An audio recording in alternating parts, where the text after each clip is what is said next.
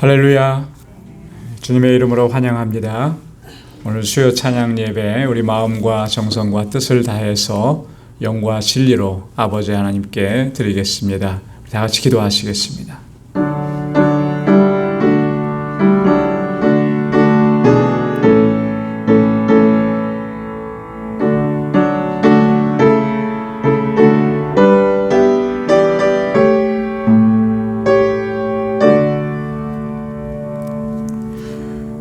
여호와를 사랑하는 너희여 악을 미워하라. 저가 그 성도의 영혼을 보존하사 악인의 손에서 건지시느니라.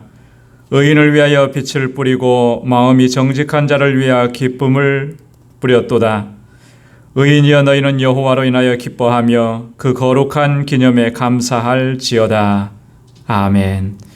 자비하시고 은혜가 풍성하신 만군의 주 여호와 하나님 아버지, 지난 성일후 3일 동안도 저희들을 지켜주시고 보호하시고 이 험한 세상 가운데서도 주님의 주시는 권능과 능력으로 승리의 삶을 살게 하시니 감사합니다. 오늘 이 수요일 저녁에 다시금 주님 앞에 불러주시고 우리 주님의 성호를 찬양하며 주의 이름을 높이며 우리 마음과 뜻을 다하여 하나님께 예배드리게 하시니 감사합니다. 우리의 허물과 죄악을 주의 십자가 앞에 다 내려놓사오니 주의 보혈로 저희를 정결하게 씻어주시고 하나님 받으시기에 합당한 예배 주님께 올려드릴 수 있도록 이 시간 저희들을 주장하여 주옵소서. 온 마음과 힘을 다하여 하나님 예배하게 하시고 주님의 임재 안에 거하는 은총을 허락하여 주옵소서. 우리의 예배를 받아 주옵소서. 주님의 평강으로 덧입혀 주옵소서. 예수님의 이름으로 기원하옵나이다. 아멘. 전능하사 천지를 만드신 하나님 아버지를 내가 믿사오며 그 외아들 우리 주 예수 그리스도를 믿사오니 이는 성령으로 잉태하사 동정녀 마리아에게 나시고 본디오 빌라도에게 고난을 받으사 십자가에 못 박혀 죽으시고 장사한 지 사흘 만에 죽은 자 가운데서 다시 살아나시며 하늘에 오르사 전능하신 하나님 우편에 앉아 계시다가 저리로서 산 자와 죽은 자를 심판하러 오시리라. 성령을 믿사오며 거룩한 공예와 성도가 서로 교통하는 것과 죄를 사하여 주시는 것과 몸이 다시 사는 것과 영원히 사는 것을 믿사옵나이다. 아멘. 우리 찬양으로 하나님께 영광 돌리겠습니다. 우리 아침 안개 눈앞 가리듯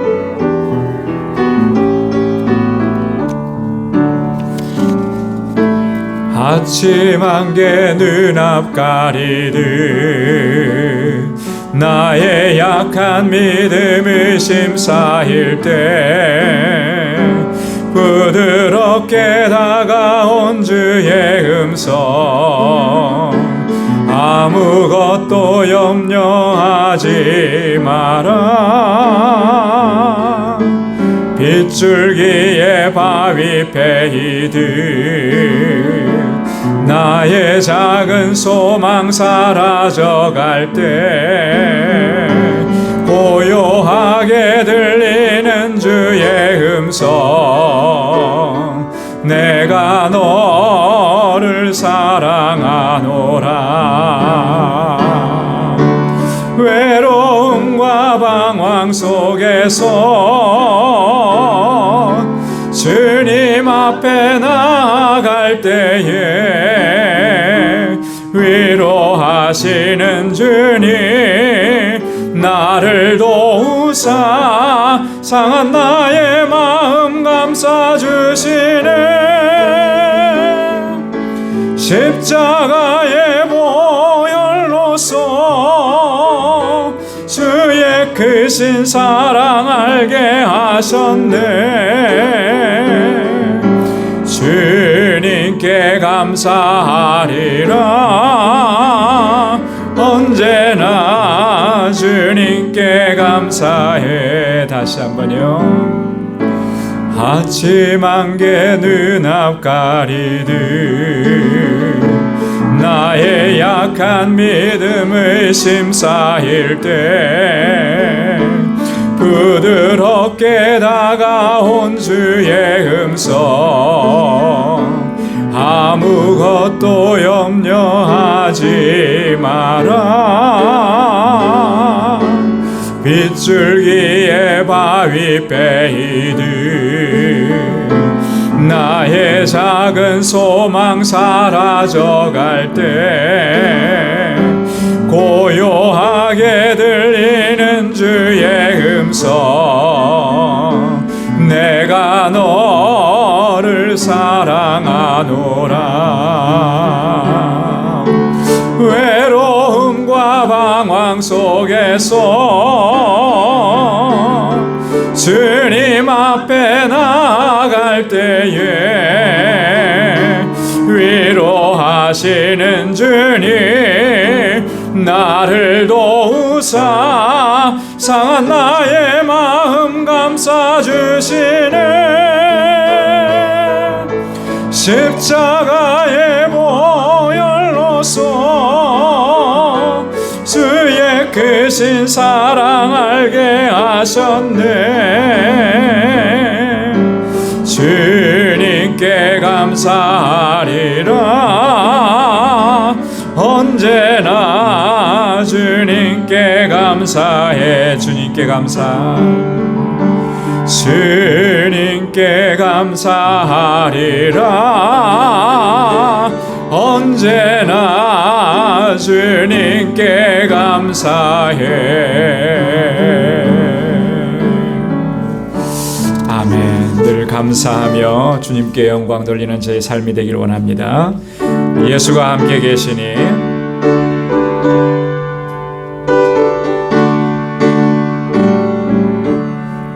예수가 함께 계시니 시험이 오나 겁없네.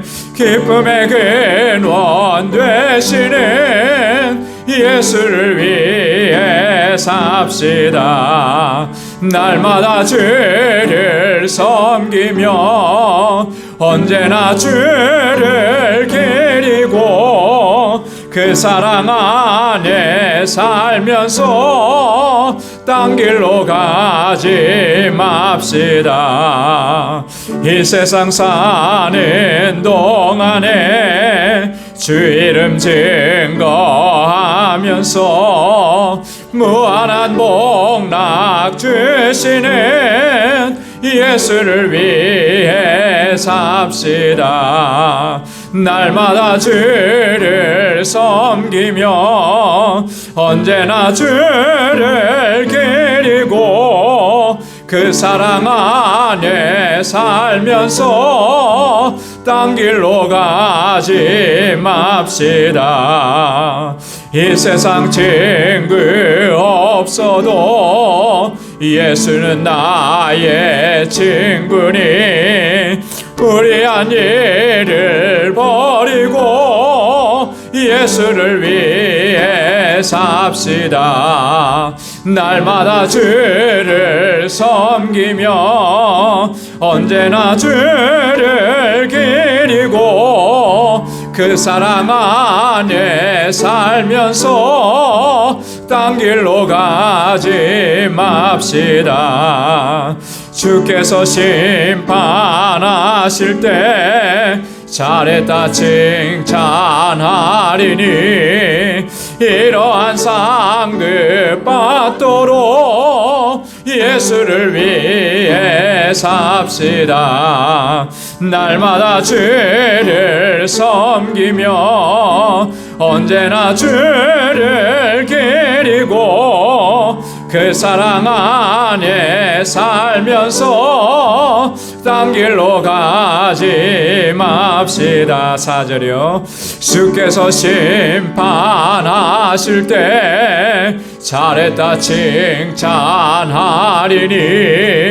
이러한 상급 받도록 예수를 위해 삽시다.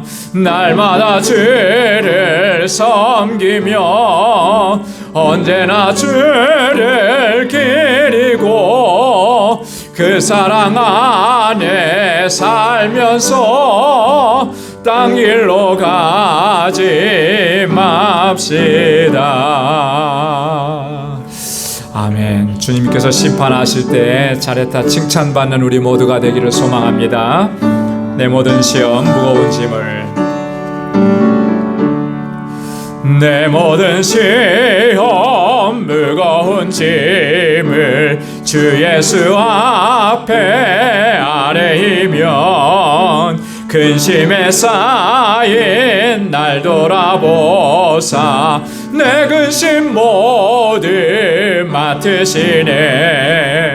무거운 짐을 나 홀로 지고 견디다 못해 쓰러질 때 불쌍히 여겨 구원해 주리. 은혜의 주님 오직 예수.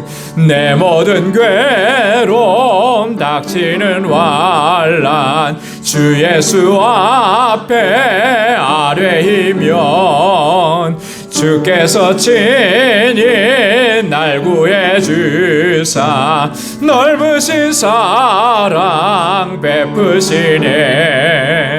무거운 짐을 나 홀로 지고 견디다 못해 쓰러질 때 불쌍히 여겨 구원해 주리. 은혜의 주님 오직 예수. 내 짐이 점점 무거워질 때 주 예수 앞에 아뢰이면 주께서 친히 날 구해 주사 내 대신 짐을 져주시네.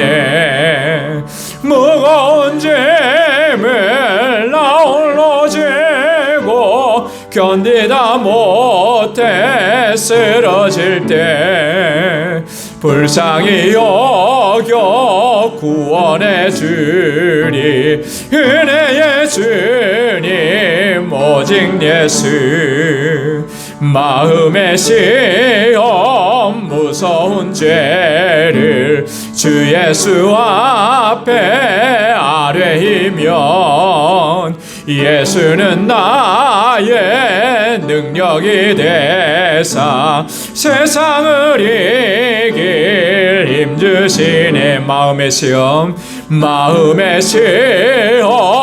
무서운 죄를 주 예수 앞에 아뢰이면 예수는 나의 능력이 되사 세상을 이길 힘주시네. 무거운 짐을 나 홀로 지고 견디다 못해 쓰러질 때 불쌍히 여겨 구원해 주리. 은혜의 주님 오직 예수. 아멘. 우리 주님께서 오늘도 우리를 긍휼히 여겨주시고 우리를 불쌍히 여겨주시기를 간절하게 사모합니다. 우리 마음을 같이 하고 뜻을 같이 해서 이 시간 통성으로 하나님께 기도하겠습니다. 하나님, 우리를 받아주옵소서. 하나님, 주님의 은총을 베풀어 주시고 주의 긍휼을 베풀어 주옵소서. 우리의 예배를 받아 주옵소서. 하나님, 기뻐하시는 삶을 살아갈 수 있도록 인도해 주옵소서. 오늘 이 시간 드리는 이 예배가 하나님 받으시는 참된 예배가 되게 하여 주옵소서. 또 우리 교회를 위해서 세우신 주의 일꾼들과 주의 종들과 각 기관들을 위해서, 특별히 우리 유스그룹과 EM과 주일학교를 위해서, 우리 교사들을 위해서 우리 함께 기도해 주시고, 우리의 연약한 지체들을 위해서 기도해 주시고, 우리 선교사님들을 위해서, 그리고 오늘 이 시간 주님 앞에 가지고 나온 우리 간절한 기도의 제목들을 가지고 이 시간 함께 통성으로 기도하겠습니다. 하나님 아버지의 은혜 감사합니다. 오늘도 하나님 이렇게 은혜 주시고 주님의 평강 가운데 저희들을 인도해 주셔서 감사합니다. 하나님을 경배하고 찬양하고 마음껏 주님을 예배할 수 있도록 아버지 하나님 이 자리로 불러주시니 감사합니다. 거룩하신 하나님 앞에 아버지 하나님 거룩한 존재로 설 수 있도록 하나님 우리를 인도하여 주옵소서. 아버지 하나님 긍휼을 베풀어 주옵소서. 주님의 자비를 베풀어 주옵소서. 주의 은혜를 더하여 주옵소서. 주님의 은혜가 아니면 우리는 한순간도 살아갈 수 없습니다. 불쌍히 여겨주시고 아버지 하나님 주의 자비를 베풀어 주시사 주님의 권능으로 덧입혀 주시사 늘 승리하며 그 승리의 영광을 하나님께 돌리며 살아가는 저희들 되게 하여 주옵소서.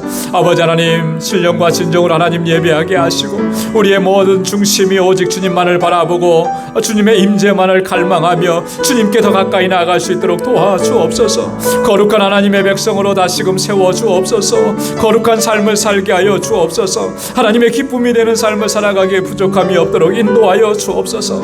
오 하나님 아버지, 우리 방주 공동체가 진정한 믿음의 공동체, 아름다운 사랑의 공동체, 소망의 공동체가 되게 하시고 주님의 증인의 공동체가 되도록 인도하여 주옵소서.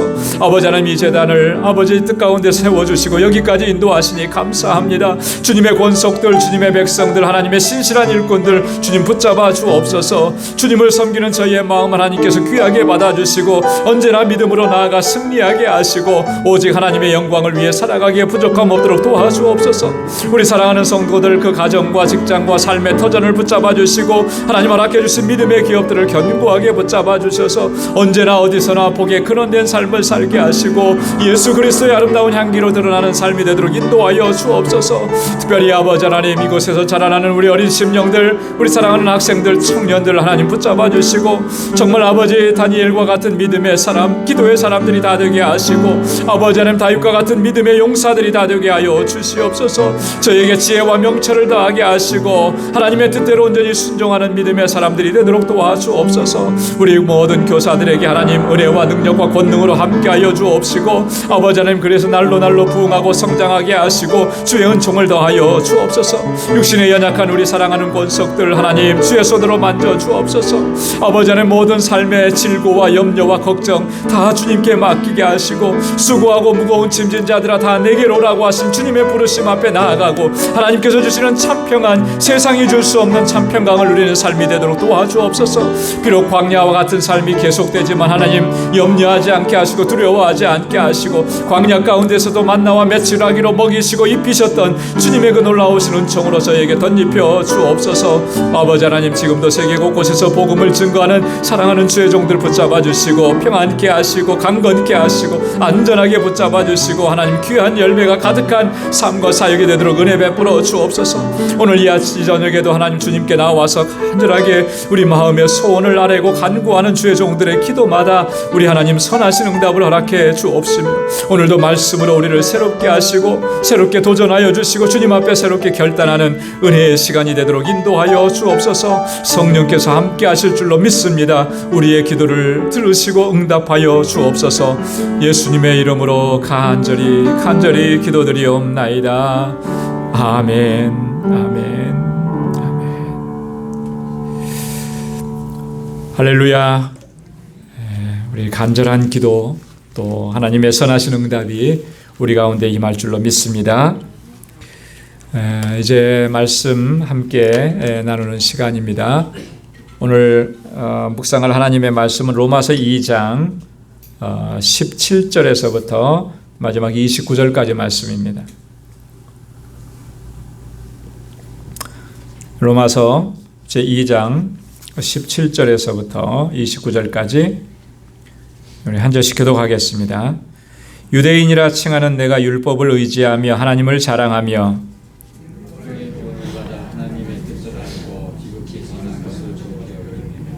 내가 율법에 있는 지식과 진리의 규모를 가진 자로서 소경의 길을 인도하는 자요 어두움에 있는 자의 빛이요 그러면 다른 사람을 가르치는 내가 내 자신을 가르치지 아니하느냐? 도적질 말라 반포하는 내가 도적질하느냐?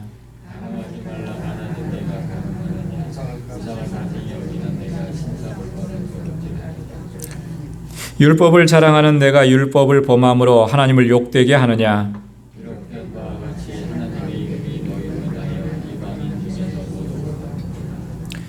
내가 율법을 행한즉 할례가 무익하나 만일 율법을 범한즉 내 할례가 무할례가 되었느니라.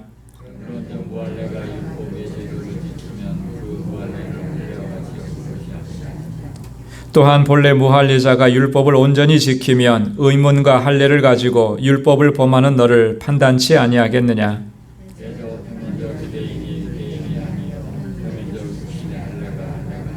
다 함께요. 오직 이면적 유대인이 유대인이며 할례는 마음에 할지니 신령에 있고 의문에 있지 아니한 것이라. 그 칭찬이 사람에게서가 아니요 다만 하나님에게서니라. 아멘.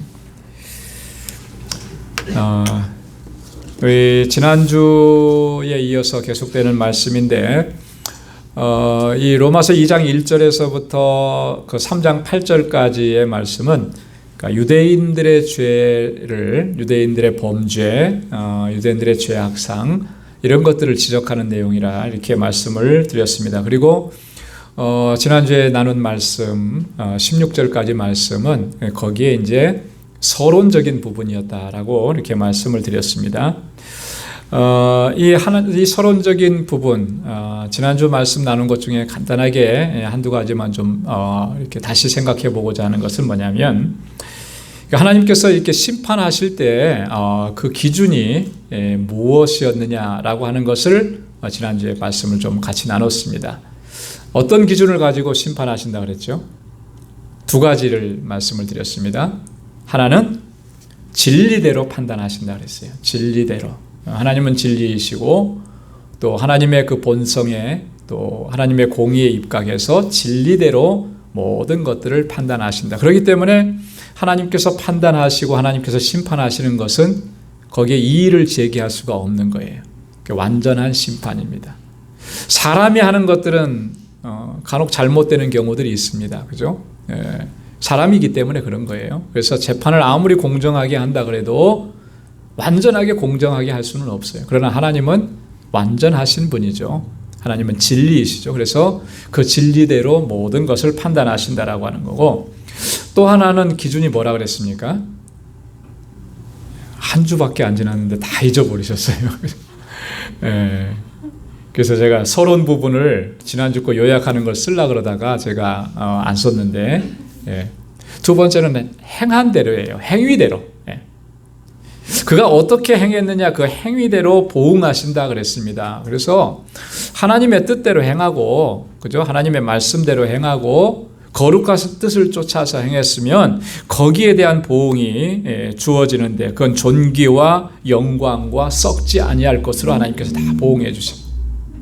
그러나 그러지 않고 자기 욕심대로 행하고 불의를 행하고 그러면 그에 대해서는 하나님께서 노와 분으로 그들을 심판하신다.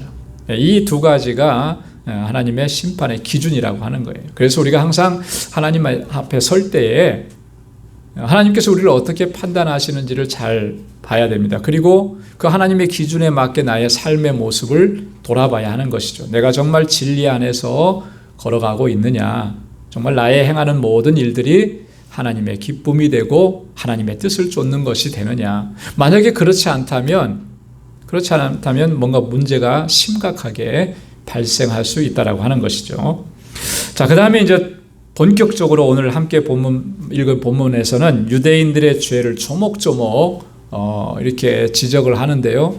그들이 그렇게 하나님 앞에서 범죄함으로 인해서 얼마나 심각한 문제를 야기했는지를, 발생케 했는지를 오늘 본문을 통해서 이야기합니다. 지금 유대인들의 죄악상에 대해서 얘기를 하는데, 이거는 어떤 면에서 보면 오늘 저와 여러분들 이렇게 신앙생활하고 믿음으로 살아가는 사람들에게 굉장히 도전적이고 중요한 말씀입니다. 자, 앞에 1장에서는 믿지 않는 사람들, 이방인의 죄악에 대해서 얘기했어요. 그랬을 때 우리는 좀 자유로움이 있었죠. 나는 이방인이 아니고 믿지 않는 사람이 아니고 나는 믿는 사람이니까, 맞아, 믿지 않는 사람들이니까 저렇게 했을까, 이렇게 이제 좀 자유로움이 있었을지 모르지만 이 유대인의 죄악들을 바울이 지적하는 이 부분에 와서는요, 우리도 자유로울 수 없다라고 하는 거예요. 그죠? 내가 유대인인 것으로 이렇게 대치를 시켜보면은 아마 정확하게 맞을 것 같아요. 그 시대에는, 지금 바울이 이 편지를 쓸 때에는 유대인을 대상으로 그렇게 했다면, 이게 2000년이 지난 지금에는 누구에게 적용이 되겠습니까? 지금도 여전히 유대인에게만 적용이 되겠습니까? 그런 거 아니에요. 그죠? 오늘 우리들에게 믿는다고 자부하고 믿음으로 살아간다고, 나는 잘 믿는다고, 예수 잘 믿고 신앙생활 잘하고 그렇게 살아간다고 자부하는 우리들에게 그 유대인들이 하나님 앞에 범죄했던 것처럼 그런 모습이 우리에게는 없느냐라고 하는 거죠. 그래서 이 말씀들을 하나하나 나에게 적용을 시키면 나의 모습이 아마 적나라하게 다 드러날 겁니다. 여기에서 우리가 자유롭지 못하다라고 하는 것을 우리도 다 고백할 수밖에 없는 거예요. 자, 오늘 본문의 말씀은 17절부터 20절까지 유대인들의 그 교만함과 자아도취적인 그런 성향, 이것들을 이제 보여줍니다. 좋게 말하면은 유대인들의 자부심이에요. 유대인들이 얼마나 자부심이 대단했나. 조금 안 좋게 얘기하면 자아도취적 그런 어떤 모습이라는 거죠. 자, 그 다음에 21절부터 24절까지 두 번째는 그런 모습들이 결국 하나님을 어떻게 하냐면 하나님을 욕되게 했다라고 하는 거예요. 이방인들 가운데서 하나님을 모독하는 그런 결과를 가져왔다. 여러분 굉장히 좀 의아하잖아요. 그죠? 하나님 잘 섬긴다고 했는데, 그죠? 그런데 결국 그 결과가 어떻게 나타났어요? 하나님을 욕되게 했다라고 하는 거죠. 네. 자, 그러면서 이제 결론적인 부분에서 25절부터 29절 마지막 세 번째 단락에서는 아주 중요한 이야기를 합니다. 표면적 유대인이냐, 이면적 유대인이냐. 네, 표면적으로 유대인이냐, 아니면 그 이면적 내면부터가 정말 하나님께서 받으실 만한 그런 유대인이냐, 구원받은 사람이냐, 이것을 바울이 얘기하면서 표면적인 것은 아무런 의미가 없다. 그죠? 이면적 유대인이 진짜 유대인. 할례는 어디에 해야 된다냐면 마음의 할례를 받아야 된다. 이걸 이제 결론적으로 얘기합니다.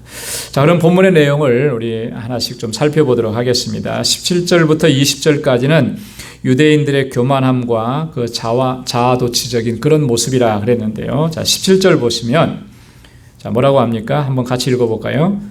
유대인이라 칭하는 내가 율법을 의지하며 하나님을 자랑하며. 자, 여기서부터는 이제 유대인들이 스스로가 자랑스럽게 여기는 것들을 하나하나 조목조목 이야기합니다. 율법을 의지하고 하나님을 자랑한다 그랬어요. 그렇죠? 유대인들에게 있어서 가장 자랑거리 중에 하나가 뭐예요? 율법이죠, 율법. 하나님께로부터 우리가 율법의 말씀을 받았다라고 하는 거예요. 네. 자, 유대인이라고 하는 칭호 자체가 유대인이라고 부르는 이 칭호 자체가 그 유대인들 스스로가 자신들을 굉장히 구별된 존재로 여기는 그런 칭호입니다. 자, 유대인이라고 딱 불렀을 때 그 반대되는 개념은 뭐겠습니까? 이방인이겠죠. 그죠? 그래서 이 유대인이라고 부르는 이 말 속에는 이 이방인과 우리가 구별된다라고 하는 그런 것들을 강조하는 그런 의미가 담겨져 있어요. 그래서 혈통적으로 우리는 이방인과 완전히 다르다, 구별된다. 유대인들은 아브라함의 혈통이라고 하는 것을 굉장히 자랑스럽게 생각을 했죠. 우리는 아브라함의 혈통이다.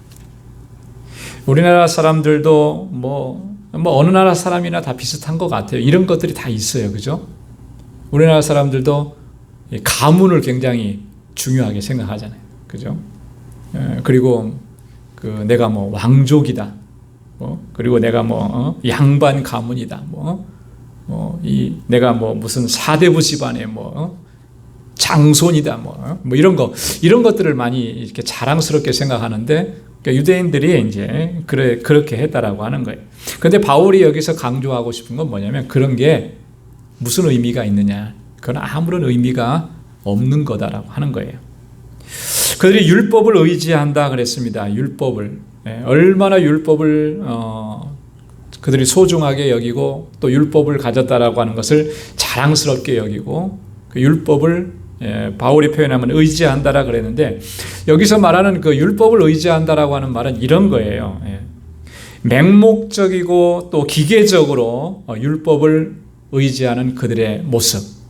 이게 무슨 말이냐면 우리가 율법을 받았으니까, 우리에게는 율법이 있으니까 우리는 이미 구원받은 하나님의 백성이다 라고 하는 겁니다. 예, 율법을 수여받았다라고 하는 것, 이것 때문에 우리는 자동적으로 구원의 확증을 얻었다라고 이렇게 생각을 하고 있다라고 하는 거예요. 근데 바울은 여기에 대해서 분명하게 얘기하죠. 과연 율법을 받았다라고 하는 것이, 그죠? 하나님께로부터 율법을 받았다라고 하는 것이 정말 하나님의 자녀, 하나님의 백성으로, 구원받은 하나님의 백성으로 그 구원이 확정된 것이냐? 그렇지 않다라고. 뒤에 이렇게 나아가 보면 뭐라고 얘기하냐면, 율법을 받았다라고 하는 것이 중요한 것이 아니고 그 율법을 잘 순종하면서 지켜가고 있느냐, 이게 중요한 거라는 거죠. 하나님을 자랑하며 그랬습니다. 유대인들은 하나님을 자랑하고. 하나님 자랑하는 거 뭐 당연한 모습이겠죠. 근데 여기서 말하는 하나님을 자랑한다라고 하는 이 의미는 뭐냐면 이런 거예요. 우리는 하나님을 알고 우리는 하나님을 예배하고 있다. 이걸 굉장히 자랑스럽게 생각합니다. 자, 이방인들은 누구를 섬깁니까? 우상을 섬기는 존재, 그죠? 그들이 우상을 섬기고 있을 때 우리는 하나님을 알고 하나님을 예배한다라고 하는 거예요. 자, 그런데 문제는 정말 하나님을 바로 알고 하나님을 바르게 예배한다면 이게 자랑스러운 게 되는 거죠. 그런데 정말 하나님을 바로 알고 있느냐? 정말 하나님을 바르게 예배하고 있느냐? 그렇지 못한 그들의 모습을 바울이 지적하는 것입니다. 여러분, 중요한 게 정말 하나님을 우리가 바로 알고 있느냐, 그래서 하나님을 바르게 섬기고 바르게 예배하고 있느냐가 굉장히 중요한 거예요. 여러분, 하나님 바르게 알지 못해서 일어나는 그런 정말 그 심각한 문제들이 우리 주변에 너무나 많잖아요. 그렇지 않습니까? 사입이나 이단이 생겨나는 거 뭐 이런 것만이 문제가 아니고, 우리가 하나님 섬기고 정상적으로 신앙생활 하고 있다라고 하는 우리들의 모습 속에도 하나님을 바로 알지 못해서 우리의 신앙, 이런 믿음, 이런 것들이 왜곡되는 일들이 얼마나 많으냐라고 하는 거예요.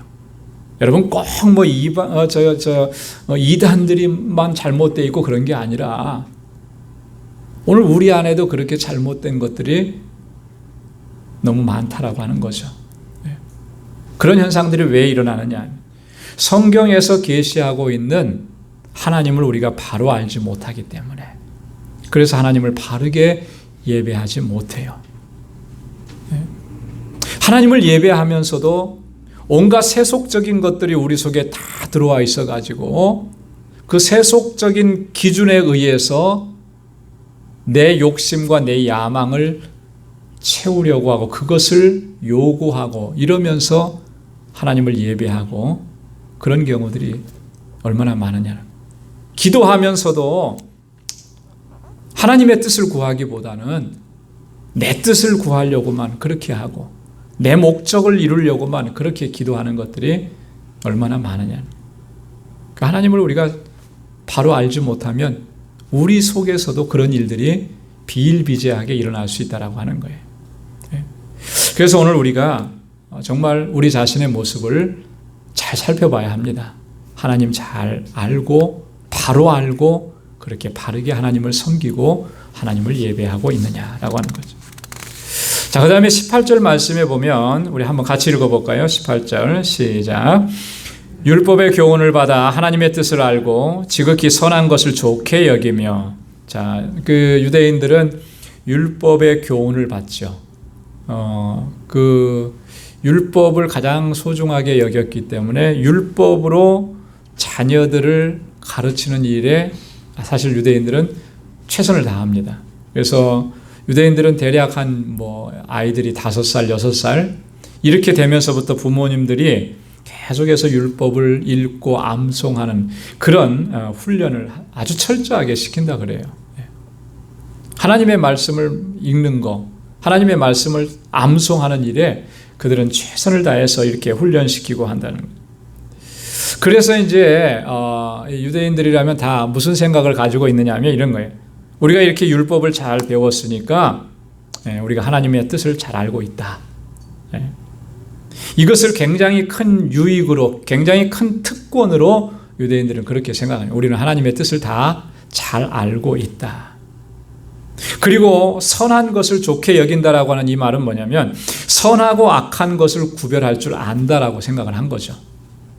하나님의 뜻과 같은 것이 무엇이고 하나님의 뜻과 다른 것이 무엇인지를 구별할 수 있는 그런 지식과 지혜가 우리에게 있다. 이렇게 생각을 한 것입니다. 왜? 율법을 받았고 율법을 우리가 지금까지 많이 읽고 공부했기 때문에 이런 것에 대한 자부심이 대단했다라고 하는 거죠. 그런데 정말로 그러냐라고 하는 거예요. 자, 이 뒤에 이제 나오면 두 번째 단락에서 정말 니네가 그러냐, 율법을 제대로 알고 있는 거냐. 바울의 얘기는 뭐예요? 그렇지 못하다라고 하는 것을 얘기하려고 하는 거예요. 자, 그 다음에 19절 말씀에 보면 또 같이 읽어보겠습니다. 시작. 내가 율법에 있는 지식과 진리의 규모를 가진 자로서 소경의 길을 인도하는 자요 어둠에 있는 자의 빛이요 그랬습니다. 예. 율법에 있는 지식과 진리의 규모를 우리가 다 가지고 있다. 예. 이게 무슨 말이냐면 율법에 담겨져 있는 하나님 자신, 하나님이 어떤 분이신지 우리가 그에 대한 지식과 진리를 가지고 있다. 또 하나님의 뜻이 무엇인지 그것에 대한 진리와 지식을 우리가 다 가지고 있다. 그래서 우리는 어떤 사람들이냐면 소경의 길을 인도하는 자, 어둠에 있는 자의 빛이라. 유대인들이 그렇게 생각한다는 거예요. 우리가 율법에 나타난 하나님의 뜻, 그리고 율법에서 계시하고 있는 하나님 자신에 대해서 우리가 잘 알고 있으니까 그걸 모르는 세상에 우리는 빛이라고 하는 거죠. 어둠 가운데. 그래서 세상을 바라보는 게 이방 세계를 바라보는 게 유대인들은 그들은 소경이라는 거예요. 길을 잃은 소경이야. 어디로 가야 할지 모르는 그런 소경. 그래서 그들을 우리가 인도하는 자들이다. 이렇게 생각을 합니다. 세상은 어두움이라는 거죠. 그 어두움 가운데 하나님을 아는 이 진리, 하나님의 뜻을 아는 진리의 빛으로 비춰주는 그런 빛이다. 이렇게 그들은 생각을 했다라고 하는 것입니다. 그 다음에 20절 말씀에 보면 어리석은 자의 훈도요 어린 아이의 선생이라고 어떻게 했다 그랬습니까? 스스로 믿으니. 자, 이 스스로 믿는다라고 하는 이 말은 앞에 17절부터 지금 20절까지 쭉 유대인들이 자랑스럽게 생각했던 거 그거 다를 얘기하는 거예요. 이렇게 그들은 믿고 있다. 예?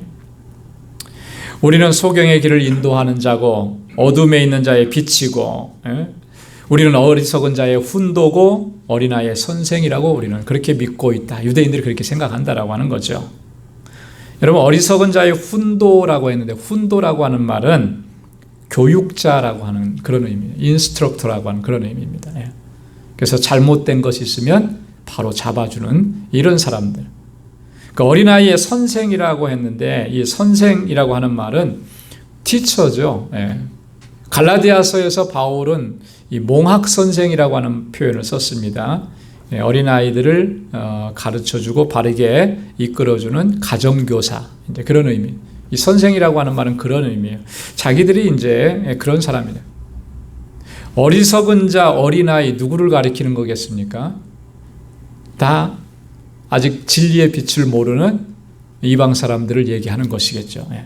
그렇게 이제 우리는 선생이고 우리는 정말 그들을 지도하는 자들이고 그들을 빛 가운데로 인도하는 그런 빛을 비추는 존재들이다. 그렇게 스스로 유대인들이 믿고 있었다라고 하는 거예요. 자, 그런데 그대로만 했었으면 얼마나 좋겠느냐라고 하는 거죠. 근데 21절부터 24절까지 바울이 여기서 얘기하는 게 뭐예요? 그들은 하나님을 욕되게 했다라고 하는 거예요. 그들이 주장하고 그들이 생각한 것과는 정반대로 그들이 행하고 있었는데 그것을 그들은 깨닫지도 못했고 인정하지도 않았다라고 하는 거죠. 자, 그래서 21절부터 24절까지 바울이 어떻게 그들의 죄악된 모습, 범죄하고 하나님을 욕되게 한 모습들을 지적하고 있는지를 한번 보겠습니다. 자, 21절 함께 읽겠습니다. 시작. 그러면 다른 사람을 가르치는 내가 내 자신을 가르치지 아니하느냐? 도적질 말라 반포하는 내가 도적질하느냐? 여러분 이게 굉장히 중요한 다른 사람을 가르치는 내가 내 자신을 가르치지 않느냐. 여러분, 우리가 어떤 그 리더가 된다라고 하면 그 리더에게 있어서 가장 중요한 것, 그건 뭐냐면, 누군가를 이렇게 가르치고 누군가를 이끌다고 했을 때 다른 사람을 내가 이끌고 가르치고 교훈하고 하는 것보다 더 중요한 게 뭐냐면, 먼저 자기 자신이 내가 누군가를 가르치려고 하는 것을 내가 먼저 그걸 통해서 배우고 또 그걸 따라야 된다라고 하는 거예요. 이게 중요합니다.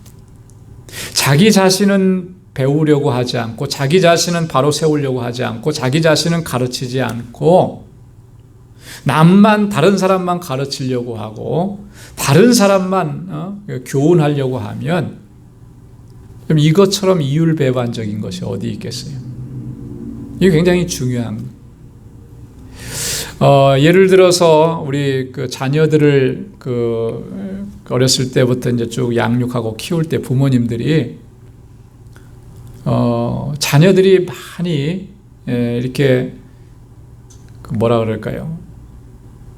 그 마음에 그 부모님들이 가르치는 말씀들이나 이런 것들이 그게 맞는 줄 알면서도 거기에 반항하는 요소 중에 하나가 뭐냐면, 왜 나한테는 그렇게, 우리한테는 그렇게 얘기하면서 엄마 아빠는 그렇게 하지 않느냐, 이런 거예요. 그죠?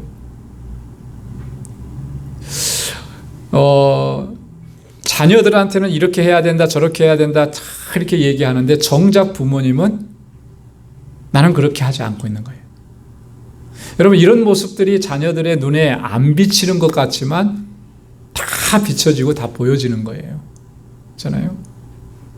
그러면 내가 아무리 자녀들에게 그렇게 교훈하고 그런 것을 하라고 강조하고 해도 그게 별 효과가 없는 거죠. 누군가에게 뭐를 알려주고 누군가에게 뭐를 가르치고 뭐 하는 그런 위치에 우리가 서 있고, 리더가 되어서 이끌어가는 어떤 그런 위치에 있다면, 누구나 다 그런 위치, 리더의 자리에 있는데, 내가 먼저 가르침을 받고 내가 먼저 그대로 행하려고 하는 이런 어떤 노력과 자세가 없으면 그런 아무런 의미가 없고 오히려 더 그런 것들이 문제가 될 수 있다라고. 오늘 유대인들을 향해서 그렇게 얘기하는 거예요. 너희가 스스로가 어리석은 자의 훈도고 어린아이의 선생이라고 스스로 믿었는데, 자, 그렇다면 다른 사람을 가르치는 내가 왜 너 자신을 가르치지 않느냐? 어떻게 이렇게 이율배반적인 그런 모습이 나타날 수 있느냐? 이게 심각한 문제다라고 바울이 이제 얘기하는 것입니다. 여러분, 율법을 내가 받아서 자랑스럽게 여기고 정말 이 하나님에 대해서 또 하나님께서 계시하신 그 뜻에 대해서 내가 자신 있게 다 안다고 그걸 자랑스럽게 여기고, 나는 스승이고 뭐 소경의 길을 인도하는 자고 그런 자라고 이렇게 자랑스럽게 여기는데, 정말 자기 자신은 율법을 통해서 교훈받지 않고, 이게 유대인들의 아주 치명적인 잘못이라고 바울이 얘기하는 거예요. 그러면서 이제 계속해서 얘기해요. 율법을 그들이 소중하게 여기고 계명을 중요하게 여기면서도 그것을 지켜야 된다고 얘기하면서도 정작 그들은 그걸 지키지 않는다. 한번 보십시오. 도적질 말라 반포하는 내가 도적질 하느냐, 이렇게 얘기하는 거예요. 여러분, 도적질 하지 말라 10계명에 몇 계명에 있죠? 몇 계명이에요? 8계명. 제 8계명에 도적질 하지 말지니라 그랬습니다. 도적질 하지 말지. 그러면서도 너희는 어떻게 너희 스스로는 지키지 않고 도적질하고 있느냐. 여러분, 여기서 말하는 이 도적질이라고 하는 것은 그런 의미를 가지고 있습니다. 어떤 물질적인 것에 국한된 의미는 아니에요. 물질적인 것만 얘기하는 게 아니죠. 우리가 살아가면서 뭐 어떤 관계 안에서 나의 유익을, 나의 이익을 추구하느라고 상대방에게 어떤 피해를 입히고 어려움을 가져다주고 고통을 가져다줬다면 그런 것까지 다 포함되는 겁니다. 예를 들어서 우리가 상업에 종사하고 물건을 판다든지 했을 때 그냥 적당한 거기에 이익이 남으면 그러면은 그렇게 비즈니스하고 하는 거잖아요. 그런데 부당한 이익을 추구하고 이러는 것들, 이런 것들도 다 그게 포함된다라고 하는 거예요. 왜? 적당한 선을 넘어서서 정해진 그런 선을 넘어서서 하면은 그것으로 인해서 그 물건을 구입하는 사람은 그만큼의 피해를 보는 거죠. 그만큼의 고통을 가져오게 되는 거예요. 그 경기가 어려워지고 그러면 이런 일들이 사실 좀 많이 일어나고 그렇게 하는데, 여러분 그런 일이 일어나면 일어날수록 소비자들이 더 고통스러워하고 힘들어지는 상황들이 되는 거죠. 이런 것들을 우리가 아무렇지도 않게 생각한다면 이게 그 문제가 있다라고 하는 거예요. 이게 도적질이라고 하는 의미를 단순하게 그렇게 물건만을 얘기하는 게 아니에요. 내 권리를 주장하느라고 상대방의 권리를 박탈한다면 그것도 도적질에 해당이 되는 거예요. 유대인들이 지금 도적질 하지 말라, 계명이 그렇게 되어 있습니다, 그렇게 가르쳤는데 정작 자기 자신은 아랑곳하지 않고 그렇게 하고 있다라고 하는 거예요. 바울이 그걸 지적하는 거예요. 자, 22절 말씀도 한번 보겠습니다. 같이요. 시작. 간음하지 말라 말하는 내가 간음하느냐? 우상을 가증히 여기는 내가 신사 물건을 도적질하느냐? 간음하지 말라 몇 계명이죠? 7계명이에요. 그죠? 7계라 그래요. 7계명. 이방인들뿐만 아니고 유대인들도 이러한 죄에서 자유롭지 못한 거예요. 그런데 성경에 하나님의 주신 계명에는 분명하게 이렇게 간음하지 말라 그랬는데 너희들이 살아가는 그 삶 속에서는 이런 일들이 얼마나 비일비재하게 일어나고 있느냐라고 하는 거예요. 그 리차드 포스터라고 하는 분이 리더들, 특히 우리 교회 리더들이 가장 주의하고 경계해야 될 것 3가지를 얘기해요. 그 3가지 중에 하나가 바로 이 성적인 거예요.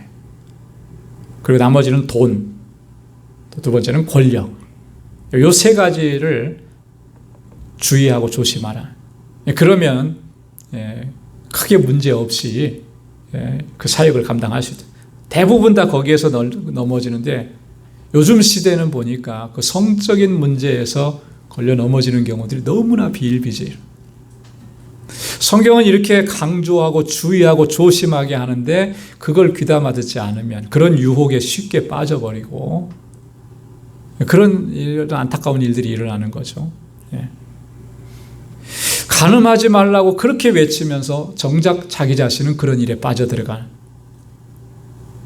우상을 가증히 여기는, 여러분 10계명에 우상에 대해서 하나님께서 아주 강하게 조심하게 하시는 것이 제1계명과 제2계명 아니에요. 그죠? 첫 번째와 2번째, 다른 신들을 내게 있게 하지 말고 섬기지 말고 우상을 만들지 말고.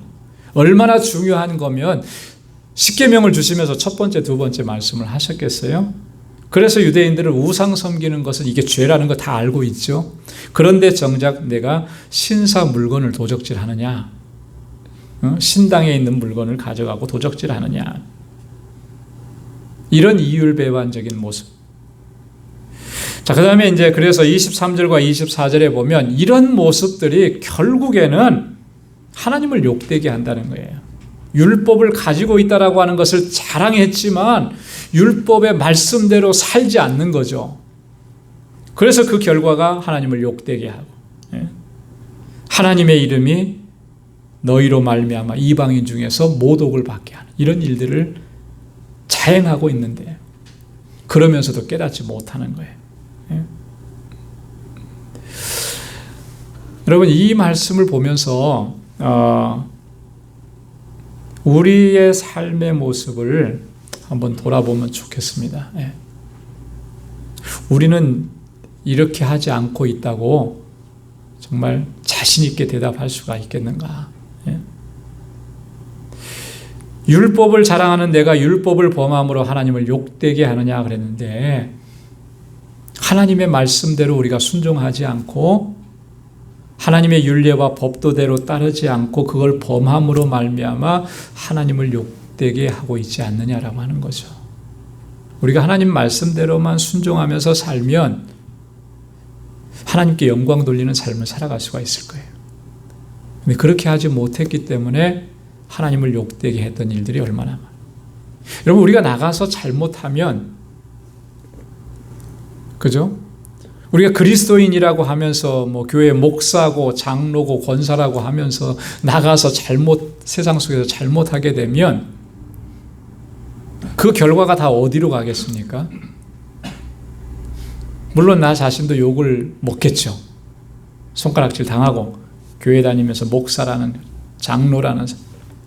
근데 그게 다 어디로 돌아가냐면 하나님을 욕되게 하는 거 아니겠죠? 그죠? 하나님을. 자녀들이 나가서, 집 밖에 나가서 잘못하면 결과적으로 누가 욕을 먹게 돼요? 부모님이 욕을 먹죠. 특히나 우리나라 같은 경우는, 그죠? 누가 가서 잘못하면 뭐라 그래요? 네 집 자식이냐고. 그거부터 먼저 보죠. 마찬가지인 거예요. 우리가 하나님의 자녀잖아요. 하나님의 백성들인데 우리가 나가서 말씀대로 순종하지 않아서 도적질 하지 말라 그랬는데 도적질하고, 간음하지 말라 그랬는데 간음하고, 그죠? 내 부모를 공경하라 그랬는데 그렇게 하지 않고. 그럼 결국은 하나님을 욕되게 하는 거라는 거죠. 우리가 하나님의 이름이 세상 가운데서 모독을 당하게 되는 이런 일들을 하고 있지는 않는지 정말 진지하게 돌아봐요. 오늘 이 하루를 살면서, 하루를 정리하면서 내가 한 말이나 내가 한 행동이나 이런 것들을 통해서 하나님께 영광 돌리지는 못할 망정 하나님의 이름을 욕되게 하고 하나님의 모독을 당하시는 그러한 일들을 하고 있다면 이건 굉장히 심각한 거라는 거죠. 그래서 늘 우리가 돌아봐야 합니다. 그리고 하나님께 영광 돌리는 삶을 살아갈 수 있기를 위해서 늘 몸부림쳐야 할 줄로 믿습니다. 자, 그 다음에 이제 마지막 부분에 25절부터 29절까지 말씀은, 자, 표면적 유대인이 중요한 것이 아니고 이면적 유대인이 중요하다라고 하는 것을 강조합니다. 그래서 25절에 보면 내가 율법을 행한즉 할례가 유익하나 만일 율법을 범한즉 내 할례가 무할례가 되었느니라. 중요한 걸 얘기해요. 율법을 가지고 있으면서 율법을 받은 것을 자랑스럽게 여긴다면, 내가 율법대로 살았으면, 율법대로 행했으면 내가 할례 받은 것이 유익하다. 여러분, 할례라는 게 뭐죠? 한마디로 얘기하면 하나님의 백성, 하나님의 택한 자녀라고 하는 표시잖아요. 그죠? 그걸 육체에 행하게 해서 하나님께서 인쳐주시는 겁니다. 창세기 17장 10절에 보면 하나님께서 아브라함에게 말씀하시고 또 내 후손과 내 후손의 대대로 이 할례를 행해라. 이것이 언약이다. 나의 언약이다. 이렇게 말씀을 해주셨습니다. 그래서 그 이후로 이제 유대인들은 할례를 행하면서 하나님의 백성인 것을 이 몸에 새기는 거예요. 자, 그런데 그게 정말 몸에 내가 그걸 새겼다고 해서 정말 하나님의 그 어떤 약속이 그대로 이루어지는 그런 표징이 되느냐 하면, 바울이 얘기하는 건 그건 내가 정말 율법대로 하나님의 말씀대로 순종하면서 살면 그것이 그대로 이루어지는 것이지만, 그렇지 않다면 그건 무할례자나 똑같은 것이라는 거예요. 겉으로 표시를 낸 것, 겉으로 마크를 낸 것, 내 겉에 뭐 인을 찍듯이 찍어 놓은 게 그게 중요한 게 아니라는 거예요. 유대인들은 그거 굉장히 자랑했거든요. 그게 중요한 게 아니고 그게 모든 걸 다 보장해 주는 게 아니라는 거예요. 내가 정말 하나님의 말씀대로, 하나님의 율례와 법도대로 그렇게 순종하면서 기뻐하면서 그렇게 살아가고 있느냐. 자, 그래서 이 할례와 율법의 상관관계를 이렇게 보면, 우리가 말씀대로 순종하면 그 할례라고 하는 것, 하나님의 언약이라고 하는 것은 효력이 있는 거예요. 그러나 우리가 율법을 범하면 그 효력은 아무것도 없어진다라고 하는 거예요. 그래서 우리가 진정으로 이 하나님과 언약 관계에 들어가 있는 사람이라면 이 율법 전체를 행할 의무가 생긴다라고 하는 거죠. 근데 그 의무가 무거운 짐이 아니고 기쁨으로 감사함으로 감당하는 그런 일들이 되는 거예요. 갈라디아서 5장 3절에 보면 바울이 이렇게 얘기합니다. 유대인들을 향해서 내가 할례를 받는 각 사람에게 다시 증거하노니 그는 율법 전체를 행할 의무를 가진 자니라. 유대인들이 할례 받은 것을 자랑스럽게 얘기했는데 그렇다면 너희는 율법을 소중하게 여기고 그 말씀을 순종하면서 살아가야 돼. 여러분 오늘 우리가 하나님의 백성이 되었다. 요즘 같으면 이제 세례 받았고 교회 안에서 직분을 받았고 이런 걸 자랑스럽게 생각한다면 오케이, 그러면 어떻게 살아가야 되느냐? 어떻게 해야 된다는 거예요? 하나님의 말씀대로. 그죠? 그 말씀을 붙잡고 순종하면서 그래야 그가 받은 직분이 영광스러운 직분이 되는 것이고 그가 예수 그리스도의 이름으로 세례받고 구원받은 하나님의 자녀가 되었다라고 하는 것이 효력이 있는 것이라는 거죠. 내가 하나님의 자녀가 되었고 세례받았고 내가 직분을 받았고 안수받았고 하는 것이 그것만 자랑하고 하나님의 말씀대로 순종하지 않는다면 그거는 무할례자가 되는 것과 똑같다라고 하는 거예요. 여러분 이거 우리가 잘 명심해야 됩니다. 그래서 우리가 내가 지금 나의 삶이 하나님의 말씀에 근거하고 그 말씀대로 순종하는 삶인가를 돌아봐야 하는 것이죠. 26절과 27절에 보면 아주 또 충격적인 말씀을 해주세요. 자, 26절과 27절 한번 같이 읽어볼까요? 시작. 그런즉 무할례자가 율법의 제도를 지키면 그 무할례를 할례와 같이 여길 것이 아니냐. 또한 무할례자가 율법을 온전히 지키면 의문과 할례를 가지고 율법을 범하는 너를 판단치 아니하겠느냐. 여기서 무할례자는 누구를 가리키는 거예요? 이때 당시로 보면 유대인에 반대되는 개념, 이방인들을 얘기하는 거죠. 자, 이방인들이 율법을 지킵니다. 율법을 지키고 말씀대로 순종해요. 자, 그렇다면 그들이 이미 율법을 가지고 있고 할례를 받았다고 하는 너희들, 그러나 그 율법을 범하는 너희들을 판단하지 않겠느냐. 그죠? 그들이 그토록 저주하고 그랬던 이방인들이 하나님의 말씀대로 순종해요. 그렇다면 그들의 삶의 모습은 결국 너희를 판단하는 것이 되는 것이라는 거죠.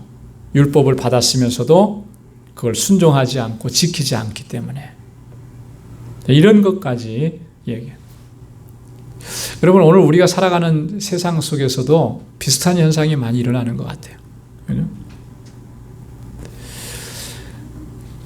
우리가 도덕적이고 상식적인 세상 사람들이 어쩌면 비도덕적이고 비윤리적이고 비상식적인 우리 그리스도인들과 교회를 비판하고 판단하고 정죄하고 있는 것이 오늘날의 모습이 아니냐. 그죠? 세상에서는 상식적이고 세상에서는 도덕적이고 윤리적인 것이 기준이 되어서 그렇게 살아가고 있는데 사람들이 오히려 예수 믿는다는 사람들이 교회 직분자라고 하는 사람들이 도대체가 윤리적이지가 못해요. 도대체가 상식적이지가 못해요. 온갖 불의하고 불법한 일들이 교회 안에 있어요. 그런 것들 때문에 사실 세상이 교회를 향해서 손가락질하고 그런 현상들이 오늘 우리가 살고 있는 이 시대에 너무나 빈번하게 일어나고 있는 이런 안타까운 현상. 그래서 하나님께 영광을 돌리기보다는 오히려 하나님의 영광을 가리고 하나님을 욕되게 하고 하나님의 이름이 세상 가운데서 모독을 받게 하는 일들, 이런 일들을 우리가 그렇게 행하고 있지 않느냐라고 하는 거죠. 결론입니다. 28절 29절에 이면적 유대인. 자, 우리 한번 같이 읽어보겠습니다. 시작. 대저 표면적 유대인이 유대인이 아니요 표면적 육신의 할례가 할례가 아니라 오직 이면적 유대인이 유대인이며 할례는 마음에 할지니 신령에 있고 의문에 있지 아니한 것이라. 그 칭찬이 사람에게서가 아니요 다만 하나님에게서니라. 아멘. 표면적 유대인, 표면적 육신의 할례. 이 표면적이라고 하는 이 말은 외적인 요소라는 거예요. 외적인 요소. 외적인 것들. 아까도 말씀드렸듯이 유대인들이 강조하고 중요하게 생각했던 아브라함의 자손, 우리는 율법을 가졌다. 육체의 할례를 가졌다. 이런 것들이 중요한 게 아니라는 거죠, 사실. 오늘 우리가 신앙생활 하면서 이런 것들을 많이 강조하고 있다면, 지금 바울이 유대인들의 모습을 지적하는 것이 오늘 우리를 향한 지적이 될 수 있을 거예요. 이면적이라고 하는 말은 이런 겁니다. 숨겨진 것이다라고 하는 그런 문자적인 의미인데 내적인 부분들을 얘기하는 거예요. 우리 영혼의 측면, 영적인 부분들이. 그래서 우리의 중심이 정말 하나님 그 사랑과 은혜 안에 있고 하나님의 말씀에 대한 순종이 그런 삶이 있느냐라고 하는 그런 거죠. 마음의 할례를 강조함. 마음의 할례. 할례는 유대인들은 육체의 할례를 중요하게 생각했죠. 그러나 정말 중요한 것은 마음의 할례라고 하는 거예요. 마음의 할례를 받지 않고 마음에 그렇게 찢겨지지 않았는데 육체를 찢는다고 해서 그것이 어떤 영적인 유익이 있겠느냐? 아무요. 여러분 요즘에 이제 그 예수 믿고 세례를 그 그리스도인의 공동체 안에 들어오는 과정 중에 세례를 반드시 받게 되어 있습니다. 그죠? 근데 이 세례를 받는 것도 마찬가지예요. 그죠? 내가 정말 죄인이고 나를 죄 가운데서 구원해 주신 하나님의 은혜, 그것이 너무나 감격스럽고 감사해서 이제는 더 이상 세상의 죄악 가운데 살지 않고 하나님의 뜻대로 살겠습니다.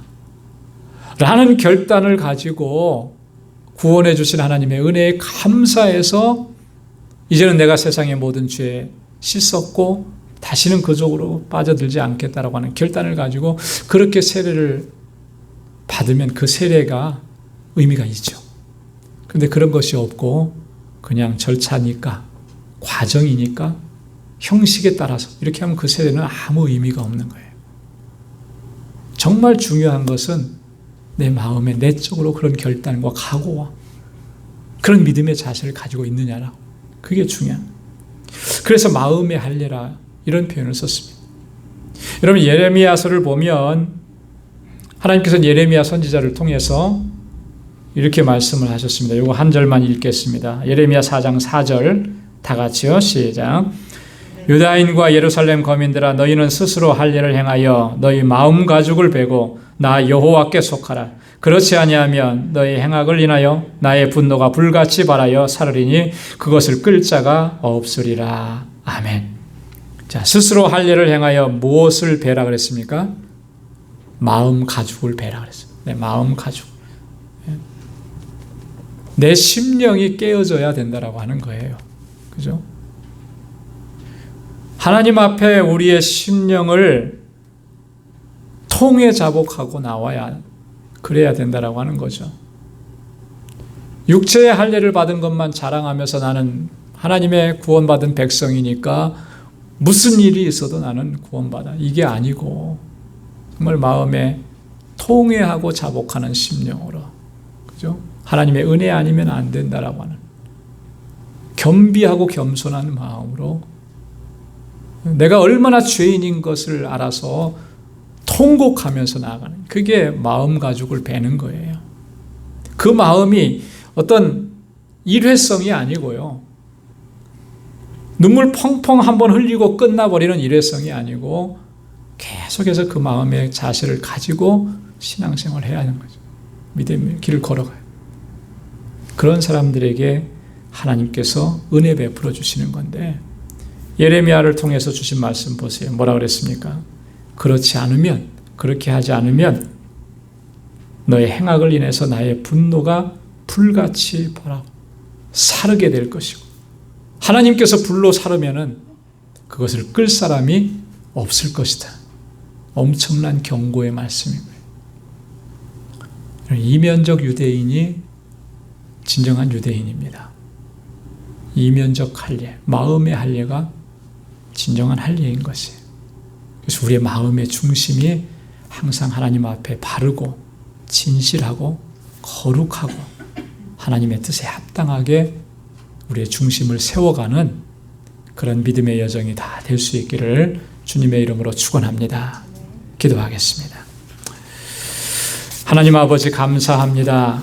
오늘 이 저녁에도 저희들을 주님께서 사랑하셔서 이렇게 주님을 경배하고 찬양하게 하시고 또 사도 바울을 통해서 주신 귀한 말씀을 또 우리의 심령 가운데 들려주셔서 감사합니다.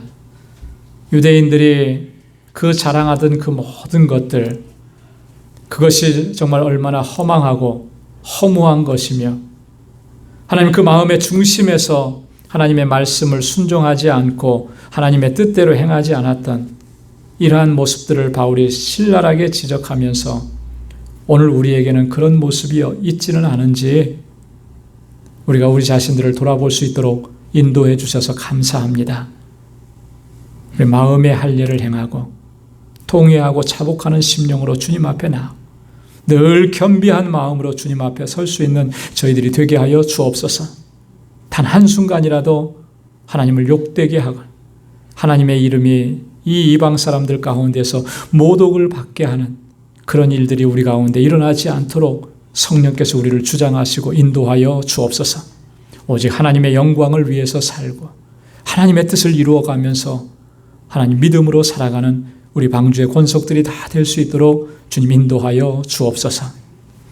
이제는 우리 주 예수 그리스도의 무한하신 은혜와 하나님 아버지의 크고 놀라우신 사랑과 성령의 위로 교통 충만하심의 역사가 하나님의 뜻대로 믿음으로 살기로 결단하는 우리 방주의 모든 믿음의 권속들과 저들의 가정과 직장, 생업의 터전과 학업 위에 이제로부터 영원까지 함께 하시기를 간절히 축원하옵나이다.